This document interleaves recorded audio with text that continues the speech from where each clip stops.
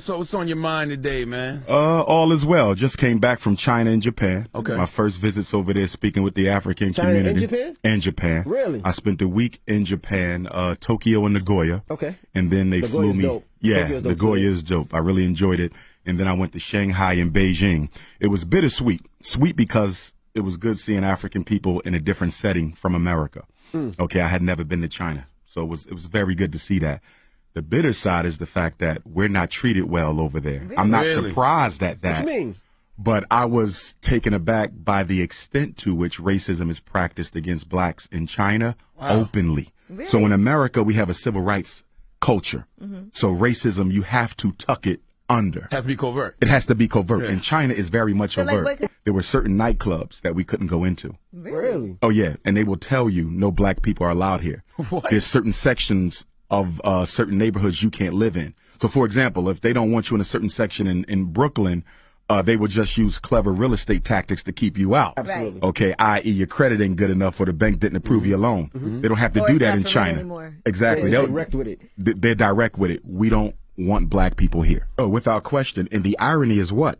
Africa is rolling out the red carpet for China. I mean, they're taking over the Caribbean. They're taking over They've Africa. never taken over the Caribbean. They're all in South Africa. In fact, Mandarin is now an official language in the Republic of South Africa. Zulu isn't. Xhosa isn't. So the indigenous languages are not taught in the school, but Mandarin is. That speaks to the influence of China. But they don't roll out the red carpet for us in China. We're the first to build every civilization everywhere. So I don't care if you're in Mexico, if you're in Europe. Who were the first Europeans? The Grimaldis of Africa, who migrated 20 to 40,000 years ago, and in the process of climatology, lost the pigmentation, the deep pigmentation that we have. So no matter where you go, we were the first people there. Is there any place in the world we can go and not experience racism? No, not at all. Even the Because- Caribbean? Not even in the Caribbean. In fact, when I was in Jamaica, I keynoted the Garvey celebration last summer, Ocho Rios. The Chinese pretty much own Jamaica. I mean, the Jamaican government is giving them concessions, land concessions. They're building hotels, beach resorts. They're building 2 schools for the Jamaicans. And what the Jamaicans have to give them in turn is the right to certain lands, the right to certain waterways. And if it doesn't stop, Jamaica, ironically, the land of Marcus Garvey and Bob Marley, will be the first Chinese colony in the Caribbean. Wow. It's getting bad. And you know why it's happening? Because the black bourgeoisie leadership in both Africa and the Caribbean, they don't have to live with the consequences of the economic decisions they make. So if I'm the president of Jamaica, okay, and China says, listen, we're going to give you $1 million in retirement. We're going to build you a retirement home, but we want this, this, and this.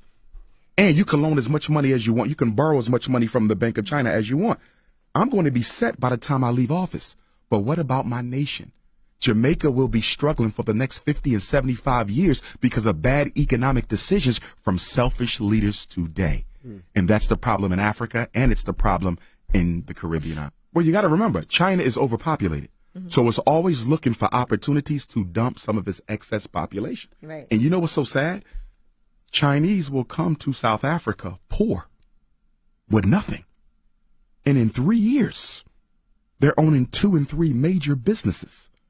Because what happens is when the Chinese come, they employ their own. They don't employ indigenous African labor. But this is exactly what the heads of state tell black people. Let the Chinese come to Jamaica. Let them come to South Africa. They're going to give you guys jobs. The jobs never come. They bring their own population, which makes sense from their perspective because they have so many people that need a place to go outside of China. So they're showing up broke and going back